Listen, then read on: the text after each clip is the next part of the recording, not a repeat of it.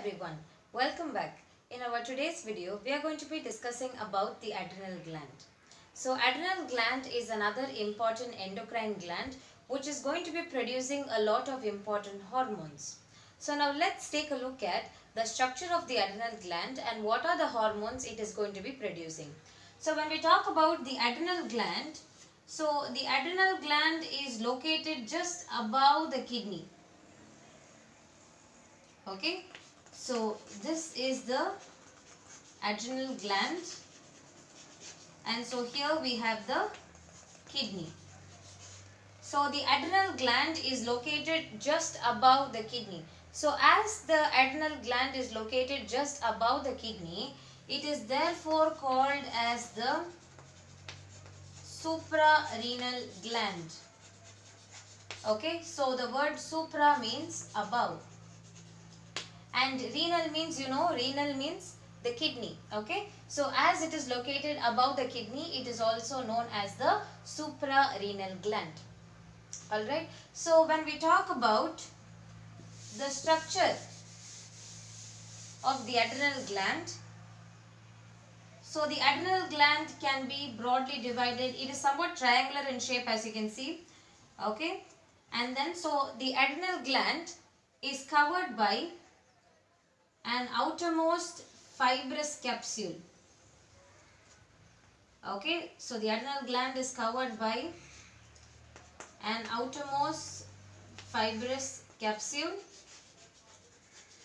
and then internally the adrenal gland is divided into two parts. Okay, so internally it's going to be divided into two parts.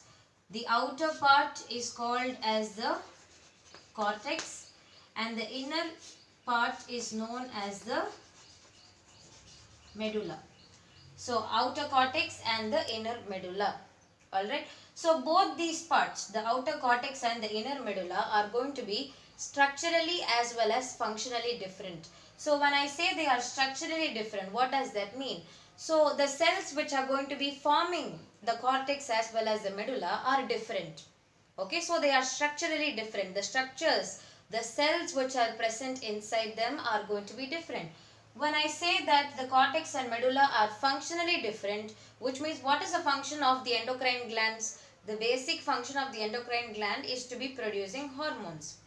So here I said that the cortex and medulla are functionally different, which means they are going to be producing different hormones. The hormones which are going to be produced by the cortex are different, and the hormones which are going to be produced by the medulla is going to be different. Alright, so now let's take a look at the cortex first. Okay, so now let's take a look at the adrenal cortex first. Okay, so the adrenal cortex. So the adrenal cortex, if you see, it is divided into three layers. Okay, so the adrenal cortex is divided into three layers. We can even call those layers as the zones. So this is the adrenal cortex, right? So the adrenal cortex is divided into three layers, and these three layers can also be called as the zones. Okay, so let's see what are the three zones. The first one is zona glomerulosa. So zona glomerulosa is the outermost layer of the cortex. Okay, and then the next one, I will write it here. I will write the second one here.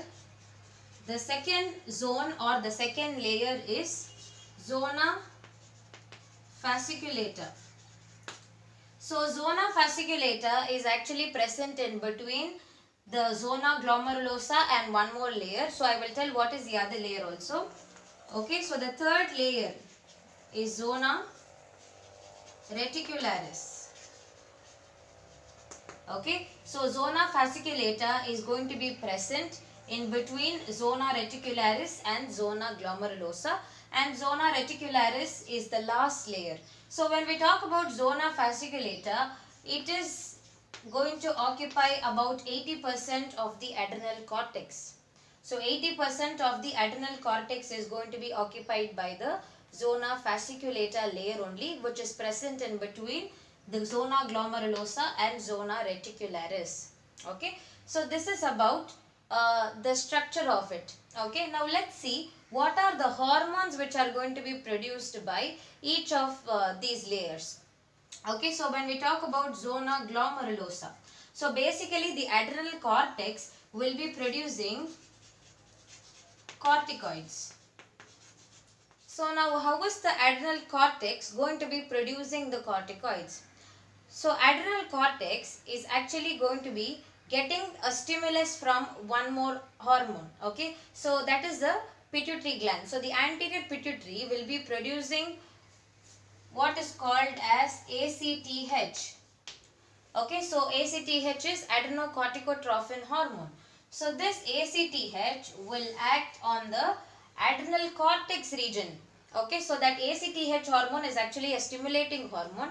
It will act on the adrenal gland and it will stimulate the adrenal gland to produce the corticoids, especially the adrenal cortex. Okay, so ACTH, adrenocorticotrophin hormone, is going to be acting on the adrenal cortex, and the adrenal cortex will be releasing the corticoids. Okay, so adrenal cortex is basically going to be producing the corticoids. So now let's see what is zona glomerulosa going to be producing.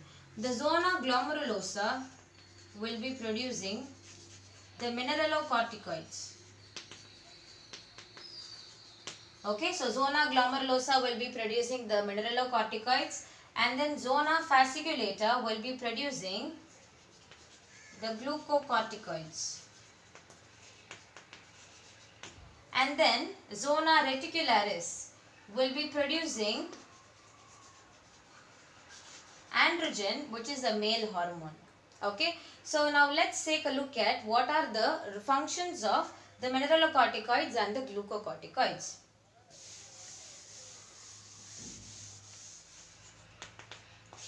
So I hope you remember from where the glucocorticoids are going to be produced. It is from the zona fasciculata.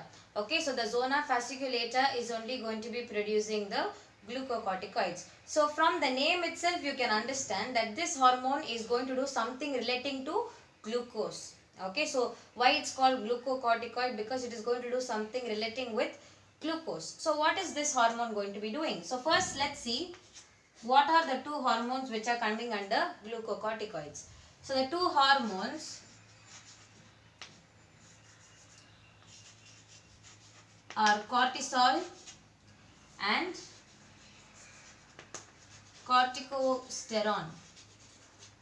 So cortisol, okay, so cortisol and corticosterone only are the two glucocorticoids. Okay, so these two hormones are only collectively known as the glucocorticoids. So what is the role of this cortisol and corticosterone? So these hormones are going to be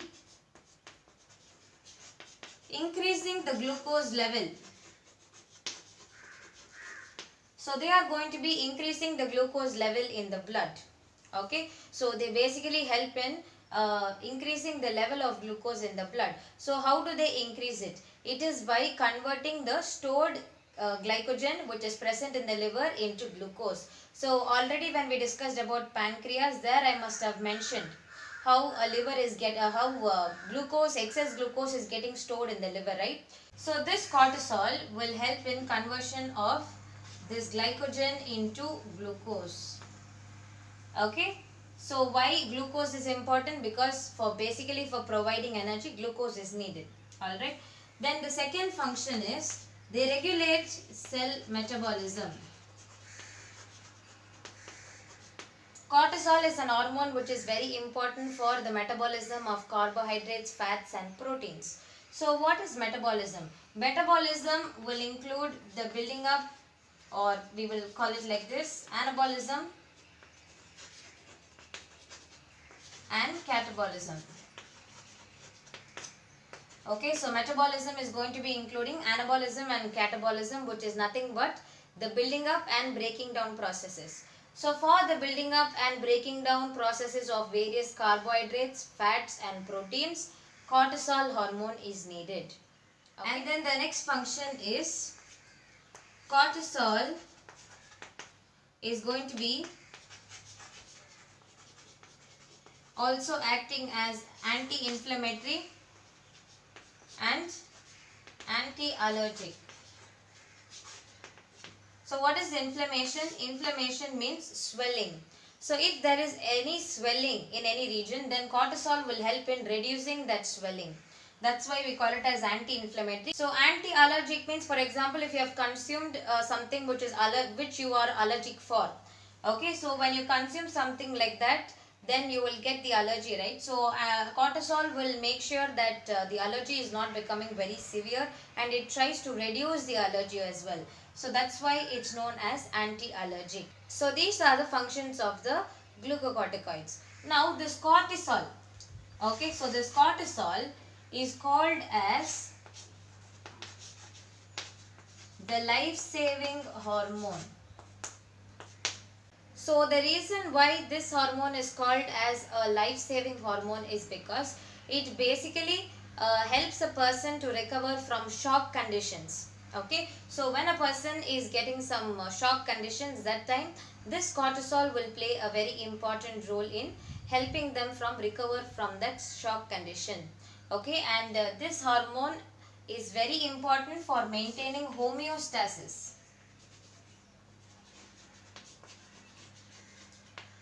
So what is homeostasis? Homeostasis is nothing but to maintain the internal stability. So when there are changes around the environment, internal stability has to be maintained. So cortisol plays a very important role in maintaining the internal stability. And then one more very important role of the cortisol is if a person is experiencing stress.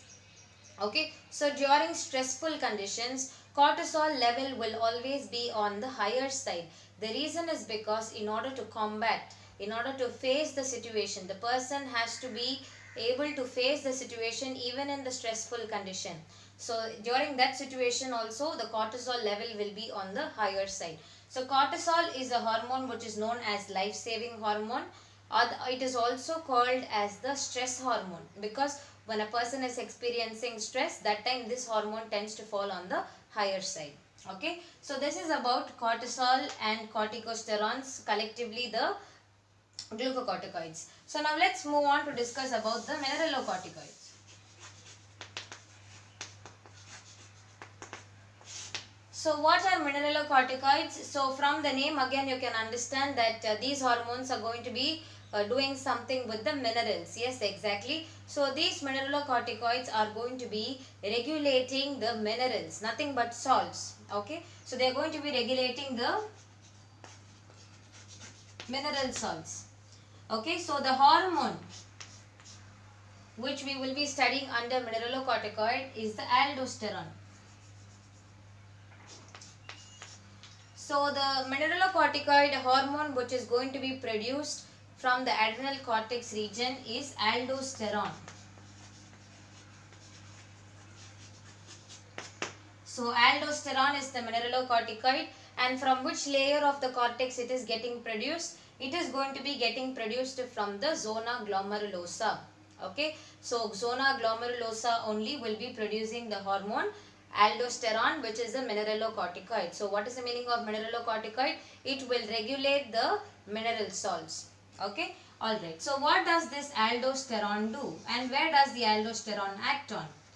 So the aldosterone acts on the kidney.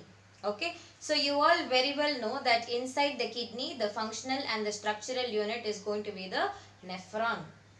Okay, so the aldosterone will act on the structural and functional units of the kidney, which is nothing but the nephron. Okay, so it will act on the nephron. So where in the nephron will it act? It will act on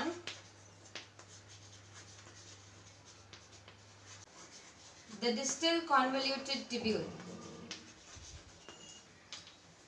So in the distal convoluted tubule, reabsorption of many things will take place. So reabsorption of whatever important salts has to happen, all that will happen in the distal convoluted tubule of the nephron.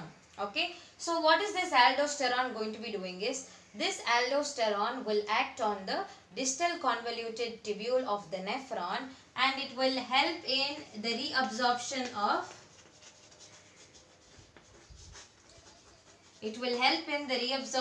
of sodium ions. So sodium is something which is very important for our body. So for the muscle activity, for the muscular activity, sodium is required, and even for nerve impulse transmission. Okay, for nerve impulse transmission also sodium is very, very important. So for that the sodium has to get reabsorbed. We cannot allow it to get eliminated out of the body.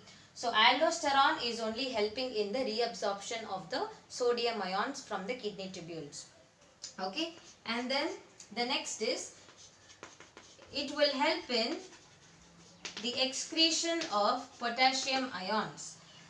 Okay, so potassium, so when we talk about aldosterone, it will help in reabsorption of sodium, and it will help in excretion of potassium in the urine.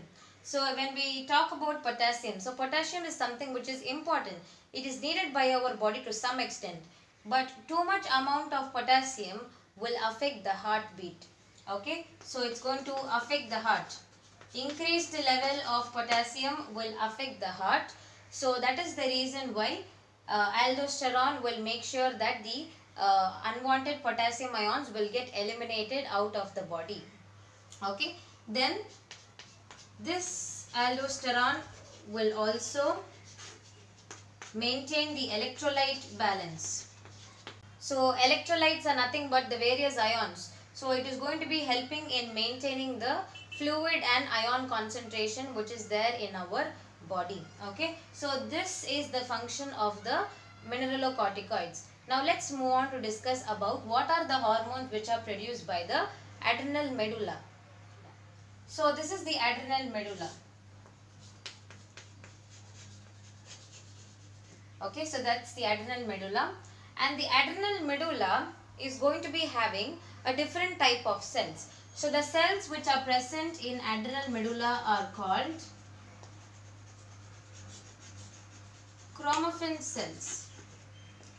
So the adrenal medulla is going to be made up of the chromaffin cells. So these chromaffin cells are very important for the production of the hormones. Okay, so adrenal medulla produces hormones which are known as the catecholamines.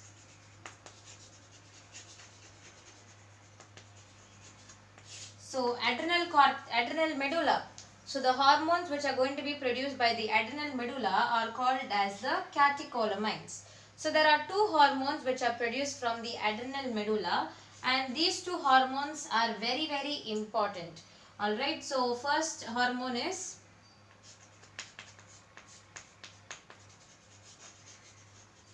epinephrine, which is also called as adrenaline, and the other one is the norepinephrine, which is also called as noradrenaline. Okay, so these are the two hormones which are going to be produced by the adrenal medulla, and adrenal medulla is richly supplied with the sympathetic and the parasympathetic nerves. Okay, so adrenal medulla is very richly supplied with sympathetic and parasympathetic nerves. So already we have discussed about sympathetic and the parasympathetic system. Okay, so I hope you know what is that. Alright, so epinephrine and norepinephrine are the two hormones which are going to be produced by the adrenal gland, especially the medulla, adrenal medulla. And these two hormones are also referred to as the emergency hormones. So they are also referred to as emergency hormones. So the reason why they are called as the emergency hormone is because it will be released during emergency situations. Okay, so during an emergency situation, it will help the person to combat and face the situation. So that's why it's called as emergency hormone. Alright, and these hormones, the epinephrine and norepinephrine, is also called as the hormone of flight, fright and fight. The 3 F's. Okay, so these two hormones will help a person to combat during emergency situations. So it will help in doing the 3 F's: flight, fright and fight. So it can bring any of these response. Okay, it can either bring flight response where the person will move away from that place where there is an emergency situation, or fright, it will bring about this response also. So fright is where a person will be scared or afraid, and then the third one is it will also bring about the fight response where an individual can stand and combat the situation, he can fight in that situation. Adrenaline and noradrenaline will help in the conversion of, it will promote, it will not help, it will actually promote the conversion of glycogen from liver into glucose. So glucose is the sole source of energy. For a person, glucose is something which is very important in order to be getting energy. And even when you are in an emergency situation, glucose is something which is very, very important. Okay, for you to bring about any of these responses, either to fight or to get afraid or to be flying away from the situation, you need energy. Am I right? And how are you going to be getting the energy? It is from the glucose. So this epinephrine and norepinephrine will be helping in converting the stored glycogen from the liver, and it will help it to get converted into glucose. Okay, and then the next function, epinephrine and norepinephrine will increase the heartbeat. So why should it increase the heartbeat? What is the reason for your heart to beat? So when your heartbeat increases, what happens? When your heartbeat increases, more amount of blood will be pumped. So more blood will be pumped to every part of your body. So when more amount of blood is getting pumped, what is going to be carried away by the blood? It is the glucose and the oxygen as well. So every cell is going to be getting glucose and oxygen. Am I right? So only when glucose and oxygen is getting into every cell, then respiration can take place. Am I right? So I hope you know what is respiration. So we have already discussed in our 12th chapter what is respiration. Alright. So only when glucose gets oxidized, that is when glucose combines with oxygen, energy can be released. Am I right? So for you to get energy, this glucose have to get oxidized. And how will the glucose get oxidized? When there is more amount of oxygen. So the epinephrine and norepinephrine will increase the heartbeat. So when the heartbeat increases, more amount of blood is pumped. When more amount of blood is pumped, every cell will be getting more supply of oxygen, so that this glucose can be oxidized in order to get energy. Okay, so that is the second function. So what is the third function? It will increase the breathing rate.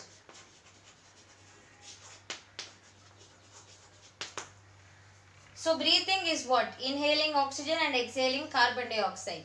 Okay. So that also you know, because we get oxygen only from the atmosphere. So more amount of oxygen is needed by us during emergency situation. Alright. So for that our breathing rate will also increase. Alright. Then the next function of adrenaline and noradrenaline is that it will dilate the pupil. Okay. So these are the functions of adrenaline and noradrenaline. So you can understand about noradrenaline and adrenaline effect when I give you an example. So in the beginning of the chapter itself, I must have given you an example of how nervous and how anxious you will get if you know that your teacher is going to bring your answer sheets. Am I right? So the same example only is very, very accurate here as well. So when your teacher brings in your answer sheet, some of you would have performed the test well, some of you wouldn't have performed it well, and some of you were on you're not sure whether you have done really well or you have not done well at all. Okay, so there are 3 different groups. Am I right? So what happens is, when a teacher brings you your answer sheets, some of them will be very happy. All right, so no problem in that. So others what will happen? They will become very nervous. They will become very anxious, their heart rate increases, they will start sweating a lot. So why is all this is happening? This is because of the adrenal rushing into you. Okay, so even when you watch some horror movie or something, that time also you will be having this adrenal rush which is happening inside you. Or if a dog is chasing you, when a dog chases you, a lot of adrenal drive will be there inside your body. Am I right? So you know what is adrenal now. So adrenaline is only going to be bringing about a lot of changes which you are experiencing. Alright. So during emergency situation, the first hormone which is going to come is the epinephrine and the norepinephrine. Okay, or the adrenaline or the noradrenaline. So I hope you understood about the adrenal gland. Thank you so much for watching.